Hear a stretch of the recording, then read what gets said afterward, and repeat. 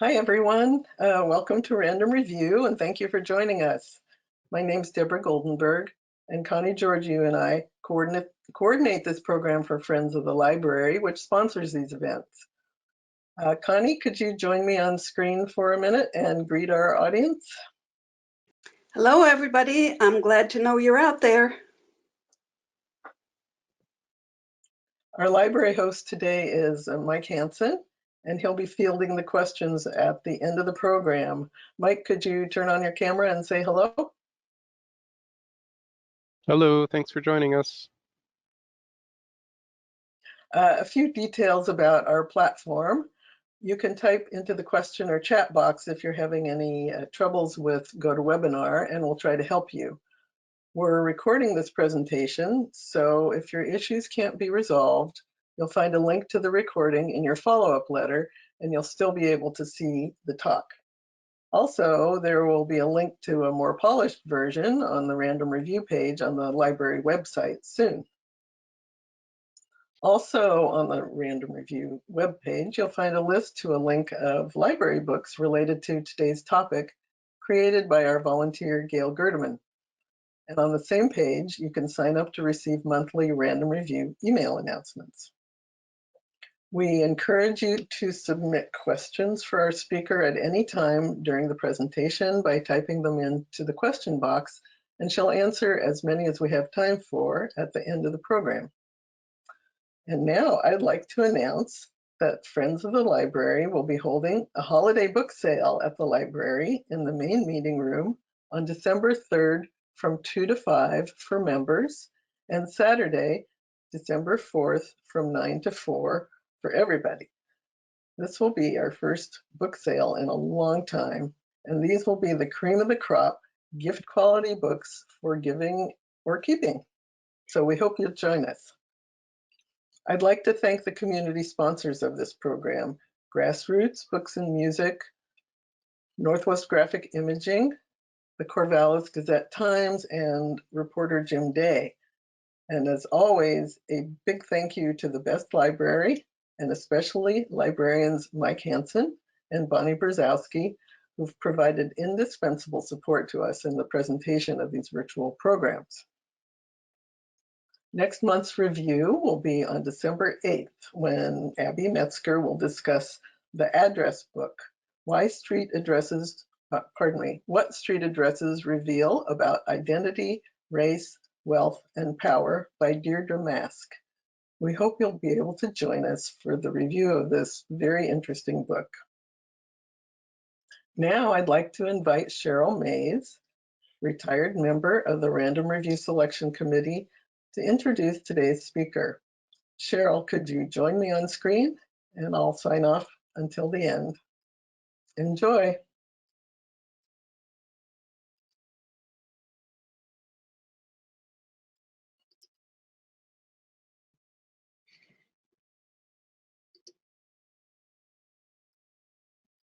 Hello. Hi. I would like to say at the beginning that I'm so delighted that Marjorie Sandor agreed to review Hamnet. I think it'll be great. There was a very nice article in the Gazette-Times on Sunday that featured her event here today, and they listed all of her books, but in case you missed it, I'm going to be telling you what they are. So Marjorie Sandor's most recent book is her debut novel, The Secret Music of Tordesillas, winner of the inaugural Tuscarora Award for Historical Fiction from Hidden River Press, and a 2020 Forward Indie Gold Medal winner.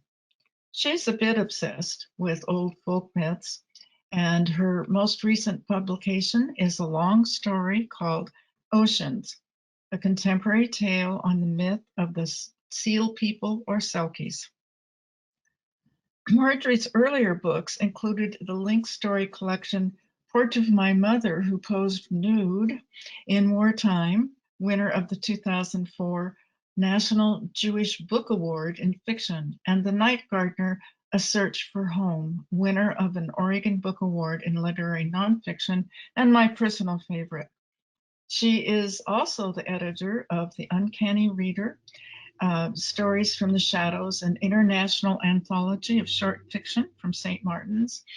And just this June, she retired from a nearly 3-decade career teaching creative writing and literature at Oregon State University, where she helped develop the MFA program in creative writing with her husband, writer and distinguished professor emeritus Tracy Daugherty.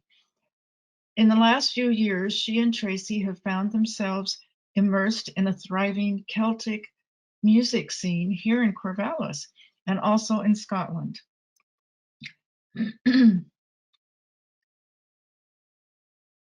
Exploring the art of accompanying traditional tunes on guitar, that's Marjorie, and Irish drum, that's Tracy. And in the last year or so, Marjorie has discovered some surprising connections between her love of traditional music and the subjects she's drawn to in her writing. And as far as Scotland goes, they just returned back from nearly a month in Scotland and Iceland, mostly in Scotland, a trip based around music, both playing live with Scottish friends and attending a wee music festival on the small island of Colonsay. Okay, now I'm going to turn this over to Marjorie Sandor.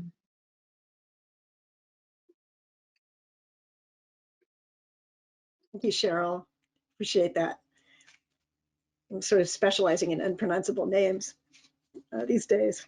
So hello, everybody, and thank you so much for coming today to this or hanging out for this today. I want to thank Cheryl for doing that lovely intro, and to Deborah and Connie and the Friends of the Library for all that you do and for inviting me to come here today to talk about Maggie O'Farrell's Hamnet with you all. And I want to also thank Mike Hansen, who's going to help me by putting slides up when I tell him next slide. So you'll hear that little cue going many a time. I just thought it would be fun if there were a few visuals to go along with this talk. So this work of historical fiction, Hamnet, was first published in the UK in early March of 2020. Spooky timing, to put it mildly. But apart from the eerie coincidence of a novel set in the time of the bubonic plague, arriving the same week as Britain's first week of lockdown, it's an immersive and moving novel, and the terror of plague times, while vividly rendered in its pages, is not remotely the focus. And this is, in fact, the first slide. And I was going to say, I discovered along the way that this first edition from Britain does not have the subtitle, A Novel of the Plague, that we in America are used to seeing on the cover. And I tried to actually track down whether this was a sort of a marketing move on the part of the American publisher. And nobody's talking about it, but I think it's kind of interesting that it's not, when it first came out, that was not highlighted. So just a tiny side note. Maggie O'Farrell was 47 years old at the time of this book's initial publication, and she was already the author of 7 novels and a best-selling memoir about her own 17 brushes with death. Next slide. There it is, thank you. In 2010, she won Britain's prestigious Costa Prize for her novel, The Hand That First Held Mine, and she was a finalist for that prize on 2 other occasions. But from its earliest reviews, Hamnet was greeted with extraordinary warmth. The Scotsman called it staggeringly beautiful and unbearably poignant, and the prominent literary biographer Claire Tomalin called it a bold undertaking, beautifully imagined and written. Geraldine Brooks, in the New York Times Book Review, called it a masterclass in the very subject it explores, the transfiguration of life into art. And I have to quote this one especially. The UK's Observer called it the novel of her career, a trumpet blast of praise that might be a bit unnerving to someone still under 50 who might hope for another novel or 2 of her career awaiting her in the future. But this all gives you some idea of the book's wildly positive reception. It went on to win Britain's prestigious Women's Prize for Fiction, and in the US, the National Book Critics Circle Award for Fiction. And I understand that it's currently being adapted for the screen, to which a good friend of mine here in town reacted thus: "Oh, come on, impossible. For God's sake, people, just read the book." If you've read it already, you might have some idea where that comment is coming from. Hamnet takes place in late 16th century England, in the town and countryside of Stratford upon Avon, and its central action plays out over just a few days in the lives of a local family, the family of a certain celebrated playwright. But just as you can't boil down Moby Dick to its central line of action, Ahab's hunt for the white whale, you can't really say that those few days in the life of this family are what Hamnet is about. Don't get me wrong, those few days in August of 1596 comprise the novel's intensely dynamic plotline as a courageous boy scours his house and his neighboring streets for someone, anyone who will help him and help him to help his own twin sister who has fallen very suddenly ill. But it's the chapters that alternate with that core action that give this novel its deepest form of suspense, as we get to know the characters and their world in the years building up to that crisis and in its aftermath. These other chapters, like the boy's desperate errand, teem with sensory detail and attention to daily domestic experience.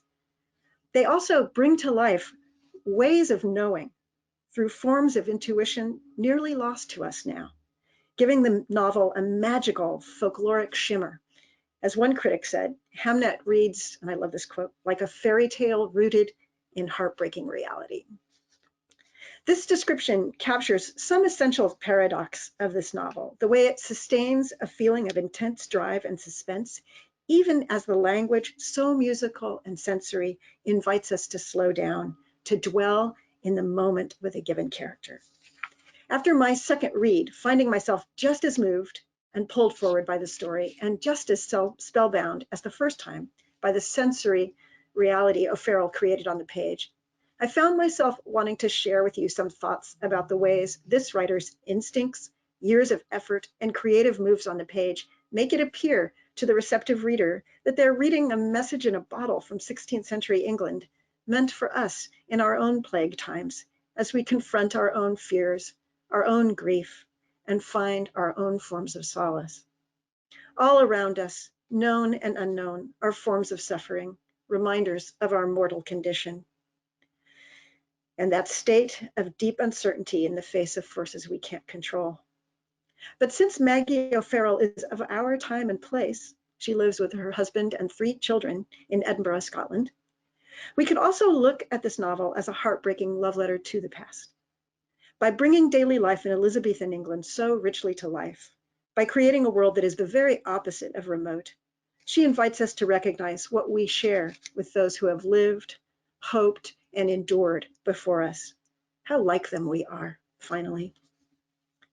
You could say that this desire to connect us to the past and immerse us imaginatively in the intimate daily experience of the uncelebrated members of a celebrated playwright's family provided the first spark and the long-distance stamina that kept Maggie O'Farrell from giving up on this idea over 2+ decades of trial and error as she struggled to get it right.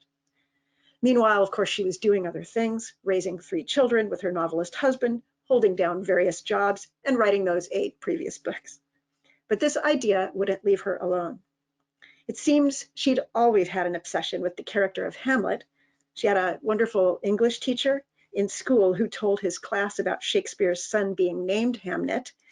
And I love this. She also dressed up as Hamlet for Halloween when she was 16. But the seed for the novel was truly planted when she was an undergraduate at Cambridge. Reading biographies of Shakespeare for class, she noticed that there was absolutely nothing known about this boy, except that he died in August of 1596 at the age of 11. No cause of death is recorded.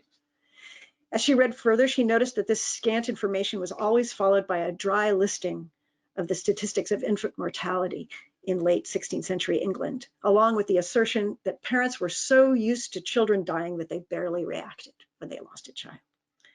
In a British Library interview, she said that this assumption always skewered her through the heart.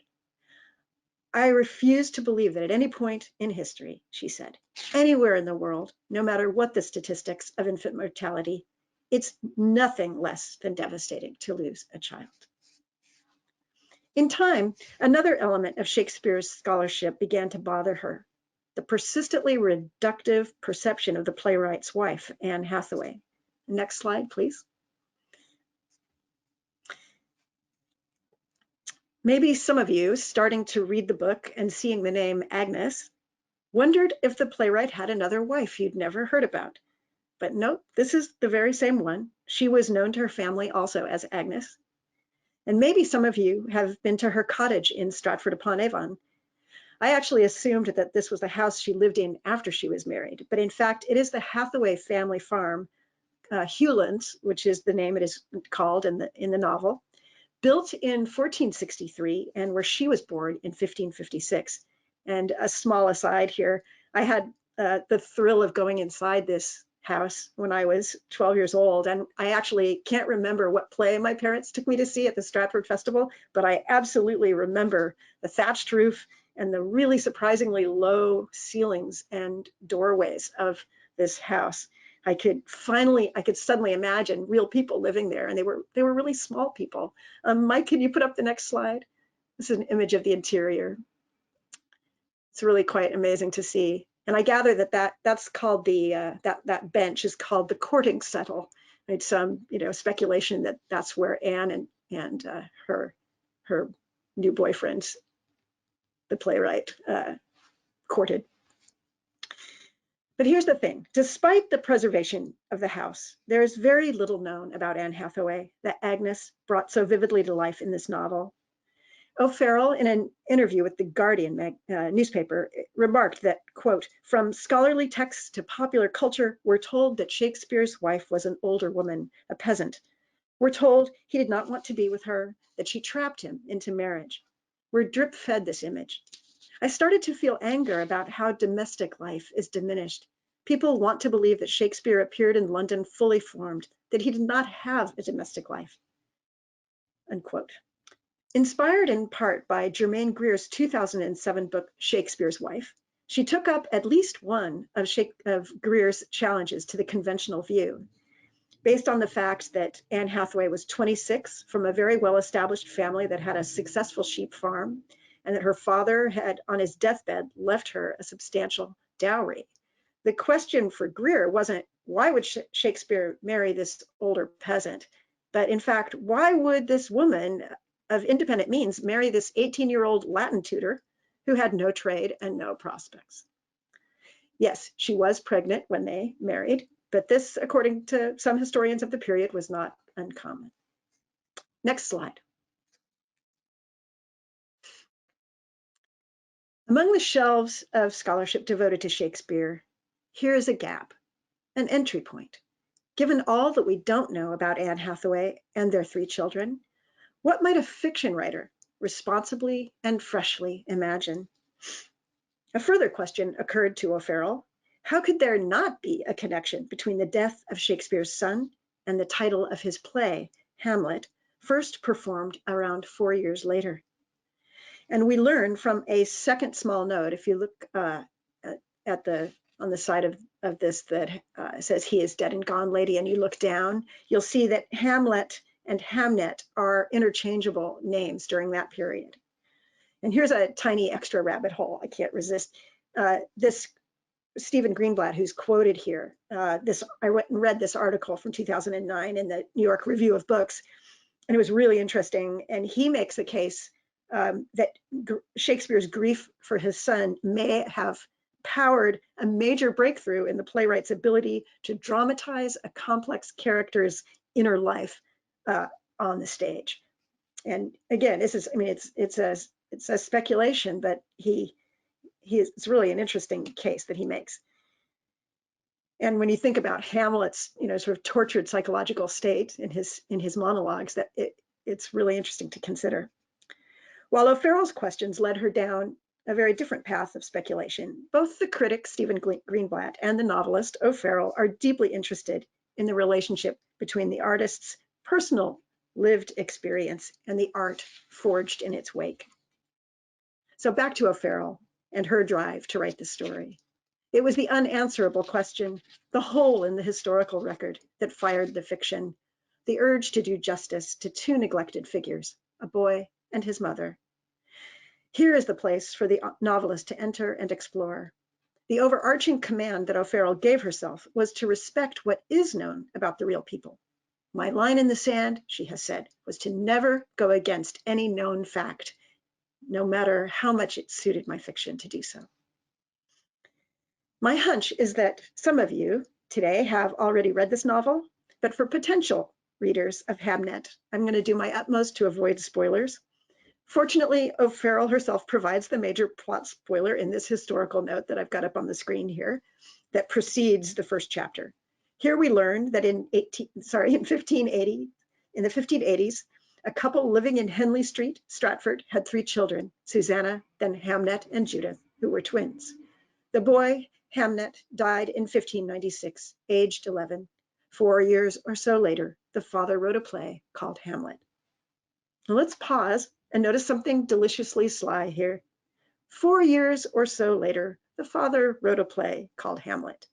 The playwright is unnamed, referred to here in his relation to the boy, Hamnet. This will remain true throughout the novel.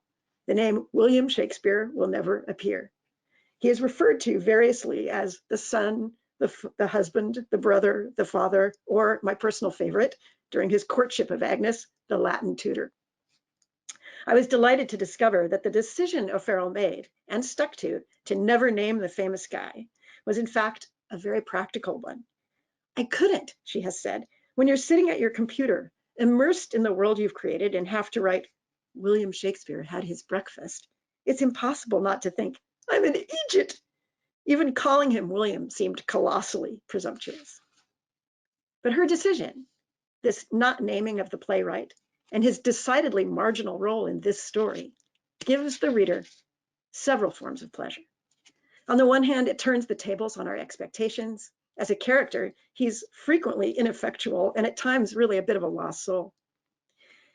But more crucially, this move hints at what is going to matter here: the joys and troubles, the machinations and acts of unheralded courage, life as it is actually lived by the obscure members of the famous person's family, the wife, the grandparents, and the children, all those people whose extraordinary actions, which, who knows, may have influenced the maturing of the writer and the art, lie buried under centuries-old gravestones.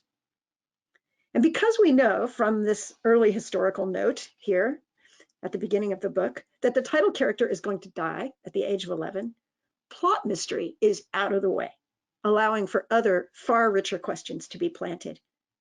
What might this unknown lad have been like? What family story lies ready to be imagined? A boy is coming down a flight of stairs.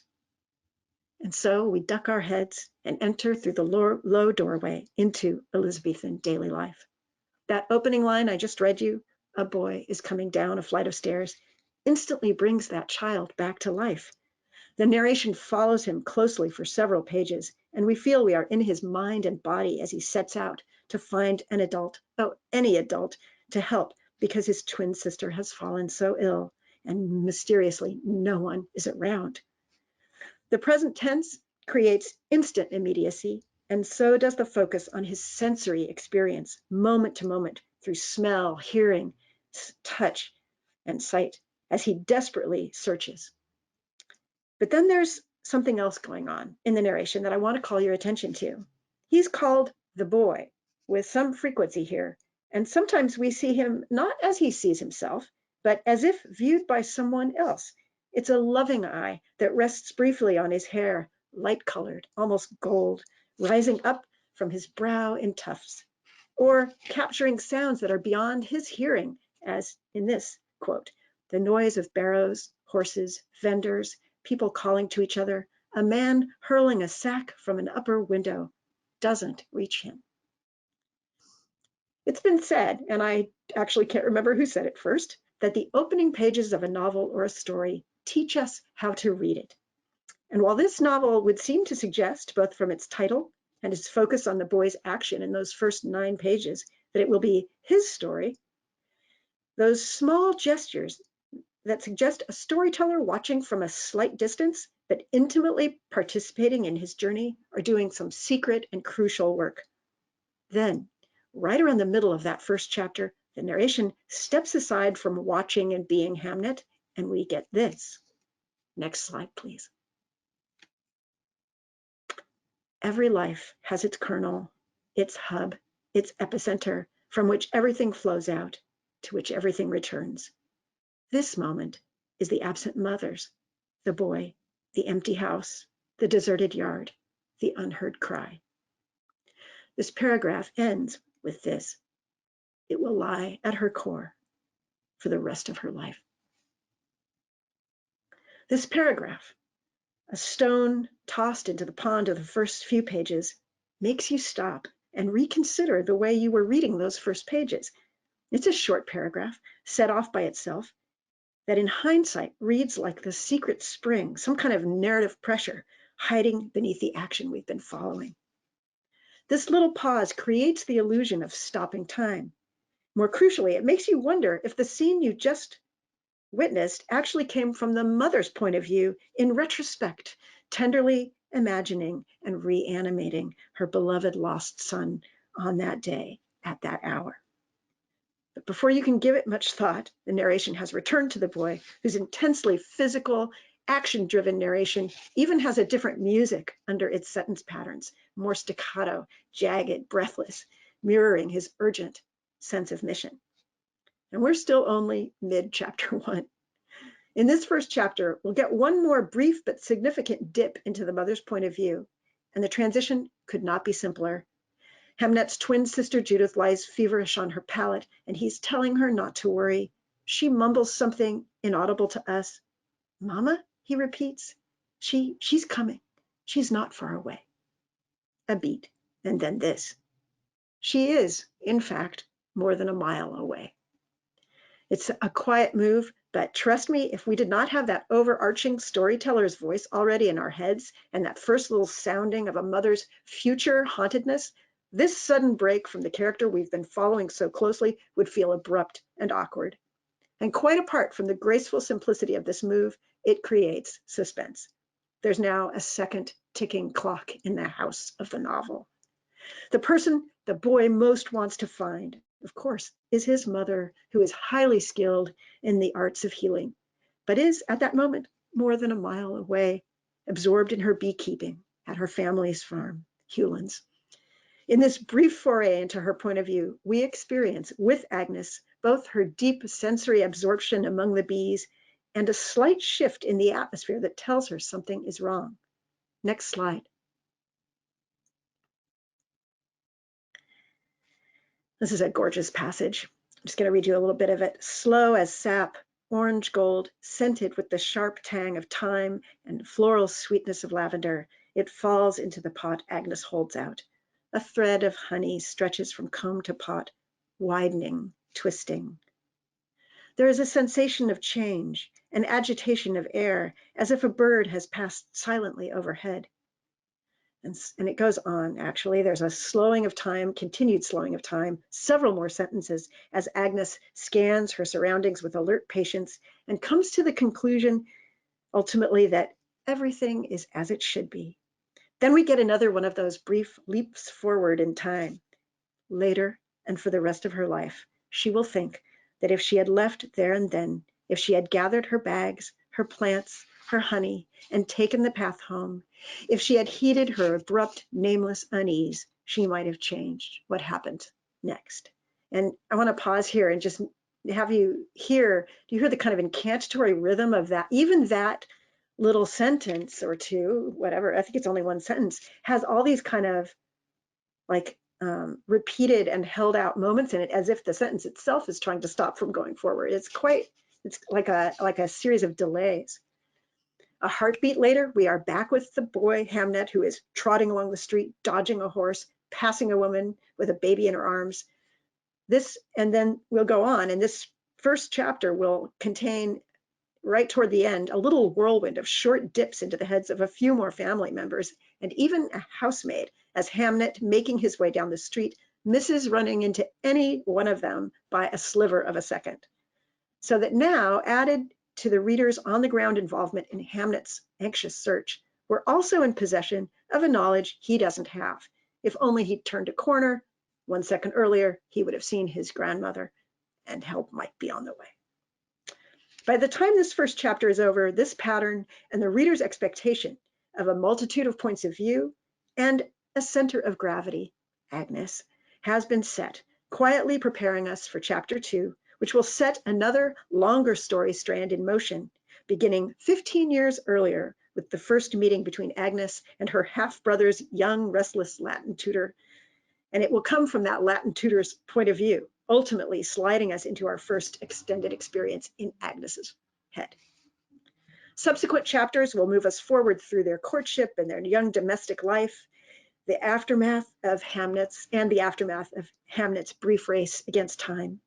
These other chapters will bring enormous scope to the story and create a world of rich characterizations. Among other things, we'll experience a scenario in which Agnes strategizes and pulls off a scheme to get her frustrated young husband to London and artistic freedom. And this is actually coming from another snippet of scholarly speculation from that Germaine Greer book, Shakespeare's Wife. It was inspired by it, let's just say. Lest this back and forth narration sound daunting and confusing, let me just say that it is anything but. O'Farrell continues, as she did in the first chapter, to guide us through time and location with a sure but unobtrusive hand. Never for a moment will you feel lost. It's as if the storyteller is with us in the room, living the journey moment by moment, never rushing, pausing where she needs to give us a hand over some rocky ledge. I have some favorite storyteller as guide moments that create this intimate feeling of being included, spoken to. And this is surely responsible for the folkloric quality noted in some of the reviews. But listen to some of these little transitions. If you were to stand at the window in Hewlands and crane your neck sideways, it would be possible to see the edge of the forest. Or several pages later, a slight twist on that inviting direct address to us as readers that tugs a bit deeper into the legend of Agnes's origins for an implied listener of her own time and place. There used to be a story in these parts about a girl who lived at the edge of a forest. Or later still, this. On a morning in the spring of 1583, if they had risen early enough, the residents of Henley Street would have seen the new daughter-in-law of John and Mary exit the door of the little narrow cottage where the newlywed couple lived. These moments lift us just slightly above the viewpoint of any single character and then lightly set us back down, reoriented and ready to shift our focus. And there's an effect far beyond that orientation, even beyond its capacity to create that bigger scope, that tapestry effect that I was mentioning. Let me see if I can describe it. It's as if the narration, by suspending Hamnet's desperate errand along the way to fill in the history that leads up to that moment, is effectively pausing time, holding back the story's inevitable forward press and our mortal end.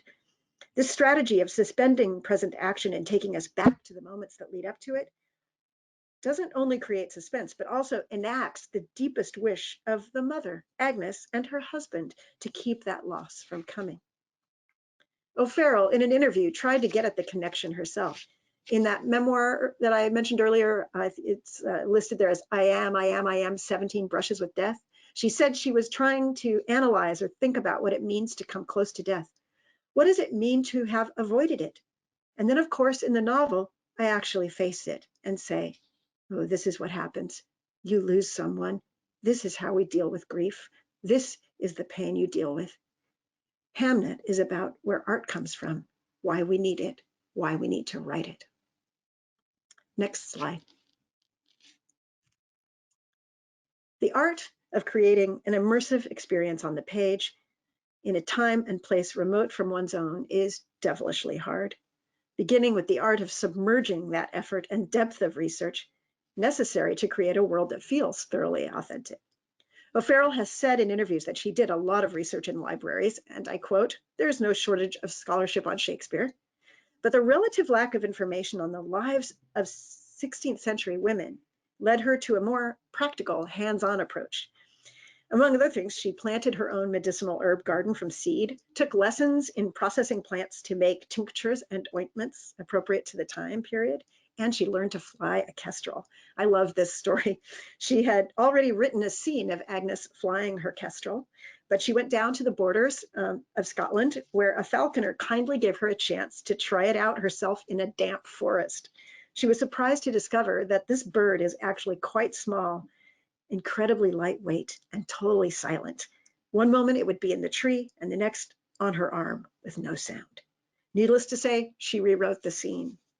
This is just one example, but it helps account for the convincing sensory experience she creates. Lines like the one I read you earlier, that sharp tang of thyme and the floral sweetness of lavender, or the smell of potato peelings, of wet dog, of sweat and chestnuts. Sensory notes that hold time still before movement in the world forces the character and the reader onwards. Notice how taste and smell here are the dominant senses. And touch, too, will bring 1596 to life. A goat skin in Hamnet's grandfather's Glover's workshop is, quote, "unaccountably soft, like the brush of river weed against his legs when he swims on hot days. It sways gently to and fro, legs splayed, stretched out as if in flight, like a bird or a ghoul." Notice something else here. These details are doing much more than putting you in the setting. There are two similes slipped in there, one that ties the impression to the young character experiencing it, images that belong in his boy's world. But what's this little ghostly thing doing here, that ghoul business? A shiver of foreshadowing, maybe? And what if, let's go crazy here, if you're a Hamlet fan, is it like a weird fore echo of the apparition that appears at the beginning of the play? This is just a whisper of what a second read of this novel might turn up. The marvelous thing that is, even on a second read, you'll forget that the writer had to do a massive amount of work, much of it erased, to create that quick impression of 3 or 4 layers of experience, from knowing what would be in a Glover's workshop in 1596, to putting her hand on a goat skin, to thinking about what her young character would feel and shiveringly sense in that small moment. And in another small but key moment, it's sound, the kind of small sounds you hear only in a silent room that makes both character and reader feel a presentiment of something beyond the knowable. Hamnet, in his quiet house, hears a click or a shift, a minute sound, but it is the definite noise of another human being. "Hello?" Hamnet calls. He waits. Nothing. Silence presses back at him from the dining hall and the parlor beyond. Who's there? Or in a moment later in the novel, in Agnes's point of view, she notices a new smell in the house, a damp, heavy, acrid scent, like food gone off or aired linen. She has never smelt it before. If it had a color, it would be grayish green. She will instantly recognize that it is not coming from a physical source, but in fact is an olfactory perception of something changed, a kind of imbalance in her family's life. Gradually, she and her readers will come to realize exactly what it is. Writing historical fiction also brings with it a vexing language problem. How to keep the language from calling attention to itself, either by sounding too modern or working too hard to sound period specific. Word choice is a tricky business, and O'Farrell wisely keeps her Elizabethan diction to a very bare minimum. The concreteness of her language and the brevity and simplicity of her characters' lines of dialogue also keep the reader from being alerted or yanked out of the trance of reading. She gave The Guardian a glimpse into her process, which involved heavy cross-checking with the Oxford English Dictionary. "I had what I called to myself a privy line," she says. "I was never going to use the word privy or any cod Elizabethan dialogue. I also tried not to use any word that doesn't semantically mean the same thing today as it did in the 16th century." Well, there's more to say about this, obviously, but I will leave it there for now, except to say that I learned a new word from that interview Did you hear her say cod, Elizabethan dialogue for my Americans today? Cod is an adjective in British slang for phony. It means phony. I love it. Back to the senses for a moment. I've suggested that this writer's emphasis on smell, taste, hearing, and touch goes a long way toward closing the gap between ourselves and this distant time period, and helps us experience each character's lived experience in the moment.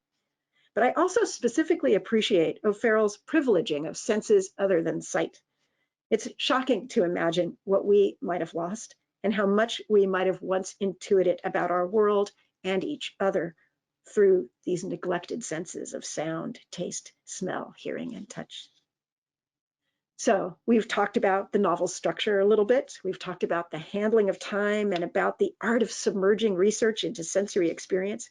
And I started to get into this novel's storytelling voice that allows us to get close to so many characters and an ensemble cast while never losing a sense of its deep center, Agnes. I could honestly nerd out on this subject for several days. All the micro moves and transitions, both hidden and obvious, that a writer has to make for the reader to feel guided from one character's interior to another's. It's really a marvel.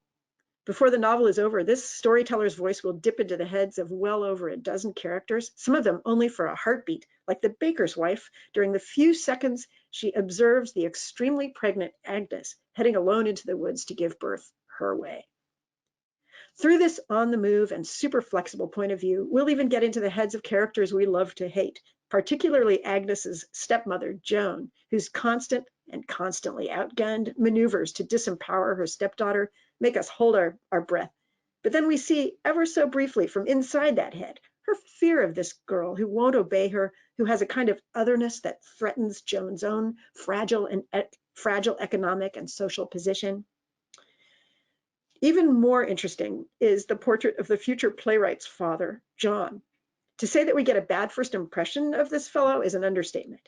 He's cruel to his grandson Hamnet, shunned in town for his shady business dealings, and has a special animus for his son, our Latin tutor, which in turn helps us experience the young man's desperate desire to escape this world of Stratford, the world he knows.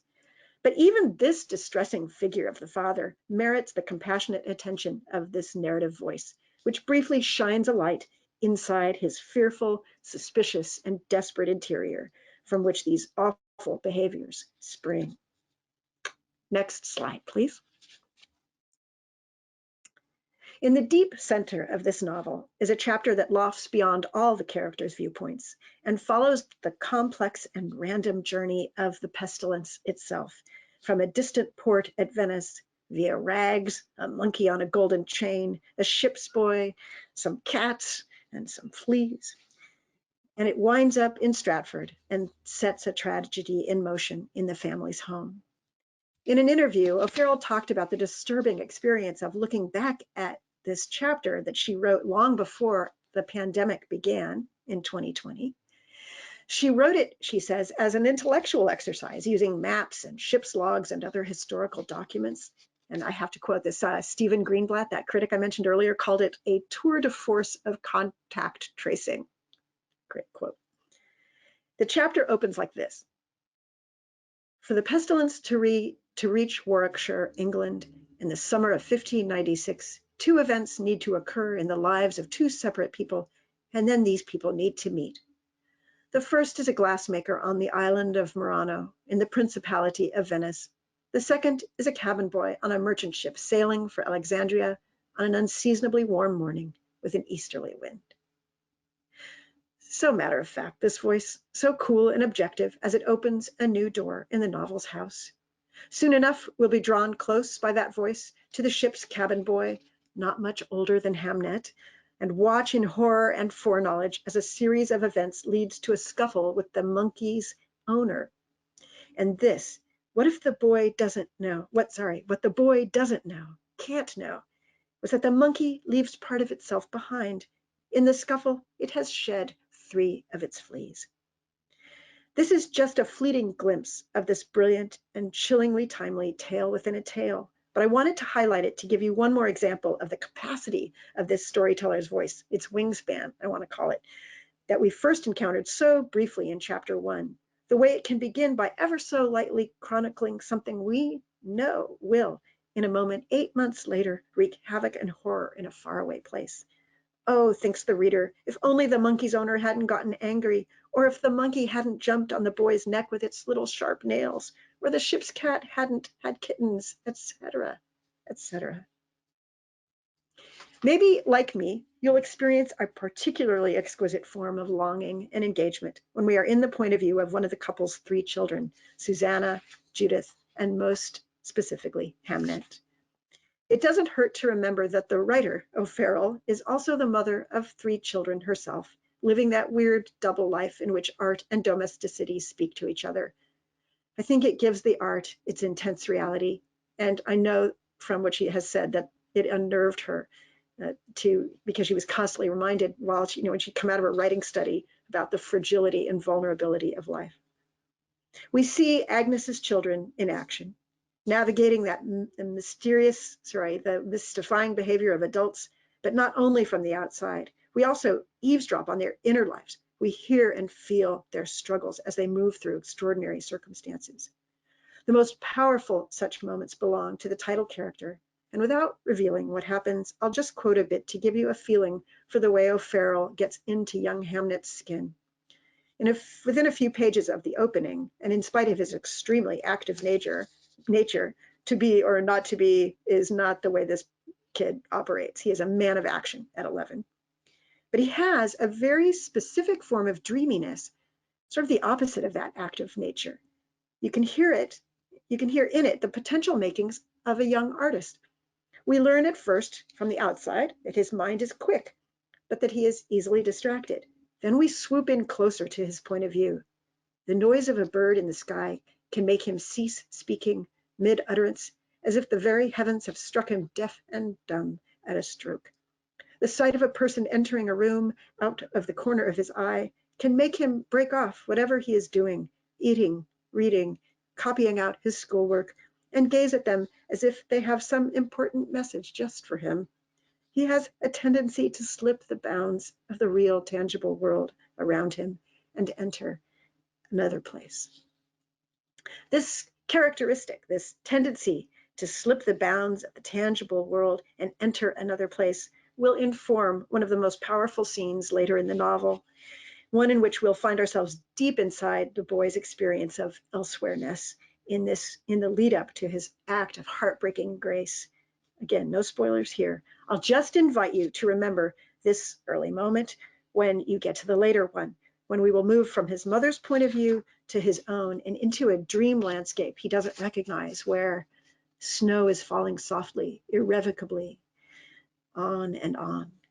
The silence, the cool, altered silver light of it is something more than soothing to him. But something is telling him he must not lie down. He must not give in to this desire. What could it be? Why shouldn't he rest?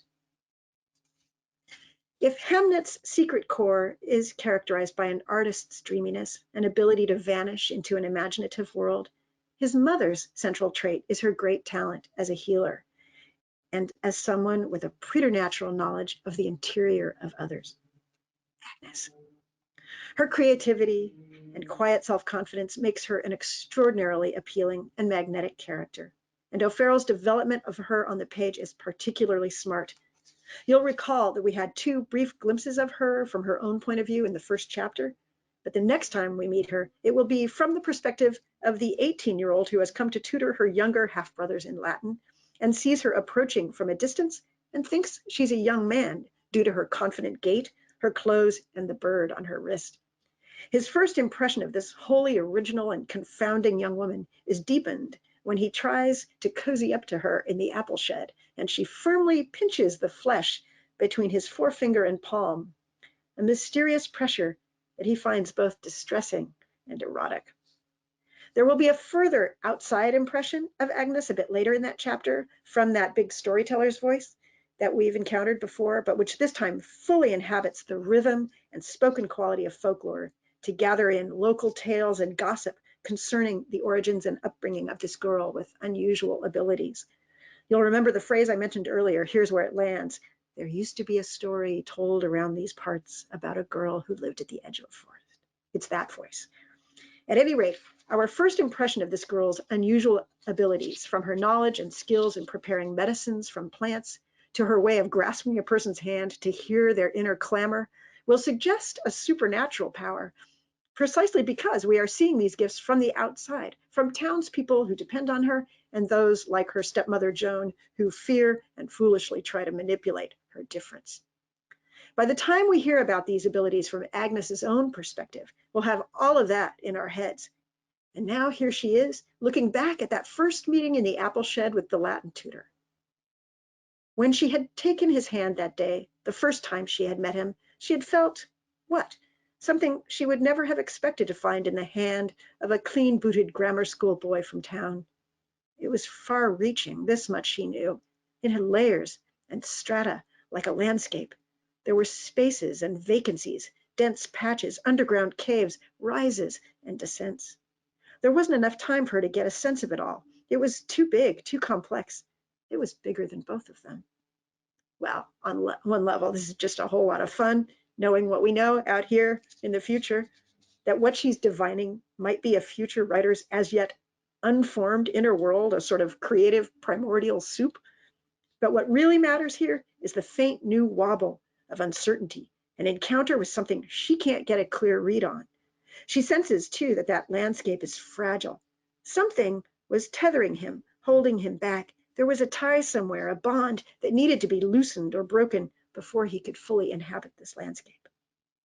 We know, because we've already been in his head and we've seen his nightmare of a father in action, exactly who and what is holding him back. What we don't know, and what matters to us as readers, is what Agnes will do with this new discovery and all its unknowns. By going into Agnes's own experience after we've seen her character from the outside, O'Farrell invites us to re-see the character's supernatural abilities as earthy and creative gifts nurtured by daily practice and passion. Crucially, this moment also tells us that Agnes's powers are not supernaturally perfect. These are things that she cannot quite get a grip on, as quietly confident as she is. This is going to matter later in the same way that her son's dreaminess, his habit of going somewhere else, will matter. Because Agnes's confidence as a healer, her trust in her intuitive powers, will be the very thing that is most tested in the story, more than tested, brought to a terrifying reckoning as she battles an implacable foe that has entered her home, the bubonic plague. Next slide. The power and depth of this story's moment of crisis and its aftermath is such that an interviewer once asked O'Farrell if she had lost someone close to her, and was surprised when the answer was no. But then O'Farrell went on. What informed the novel, she said, is the peril we live in with my daughter. She explained that her middle child, who was 10 at the time of that interview, suffers from a potentially lethal peanut allergy. Another fear, one that in fact nearly stopped her from finishing the novel, though she swears she is not superstitious, was the feeling that she was playing with fire to imagine the death of an 11-year-old boy when she had a son who was at the time himself under 11. But she did it. She inhabited the character of a mother trying to save her child from an implacable disease, a mother forced to lay out her own child for burial. In the interview, she said, I thought, I cannot do it. But she stayed there and in fact gave that primal sense of denial, that I cannot do it, to Agnes, the character who has never, ever in the novel backed down from anything. The great Southern American writer Flannery O'Connor once said, no surprise for the writer, no surprise for the reader. I don't know how many of the moments that surprised me as a reader surprised the author as she discovered them, but I have a feeling there were a great many. That little silent flight of the kestrel was probably the least of them. But I think this feeling of surprise comes from the writer's willingness to travel into her own dark inner forest, that place both terrifying and magical. Agnes, in the book's really wonderful and totally unexpected final sequence, is not unlike a writer. driven by a question that for her carries the stakes of her whole future, a future in which we are by now wholly and urgently invested. What will she discover there?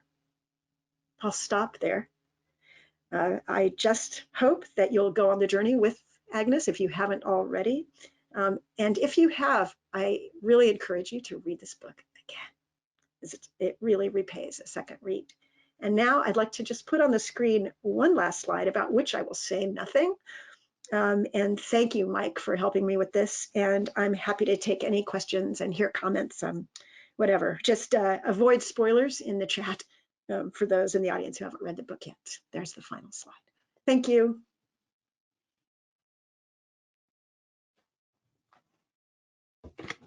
Thank you, Marjorie. That was wonderful. Thanks. Thank you. And we have time for a couple questions here.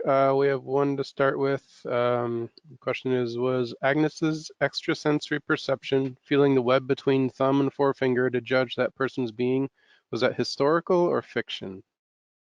Oh, I think that's fiction. Yeah. Really, there's almost nothing known about her, but certainly that is an invention. Yeah. Great. One more question we have so far is someone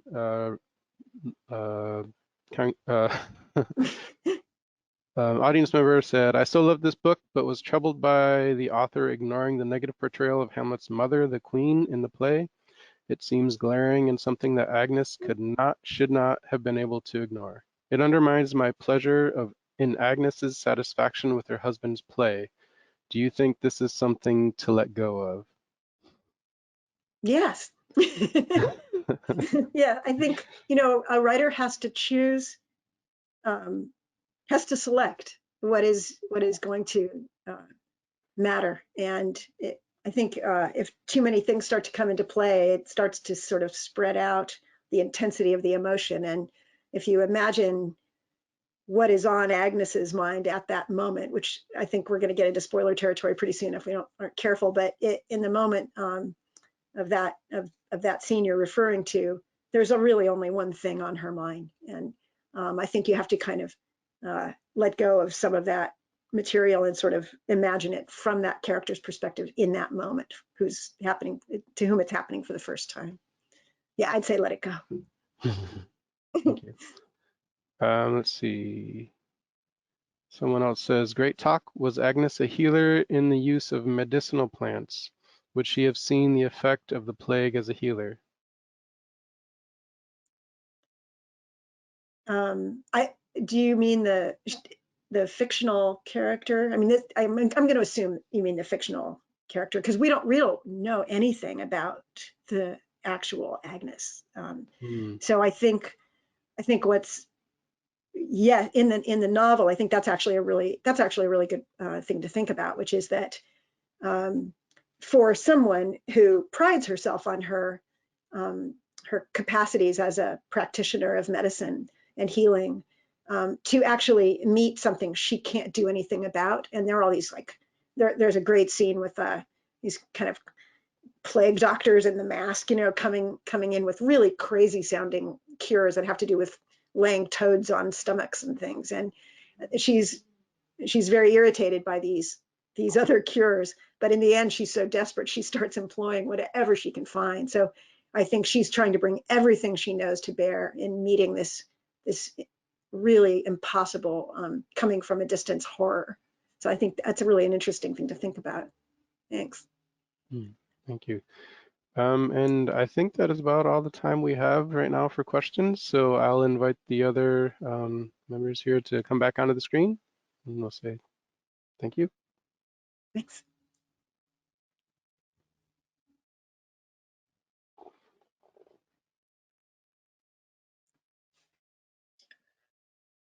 Thank you, everyone, for joining us. And thank you, Marjorie, for such an illuminating review. I just thought it was terrific.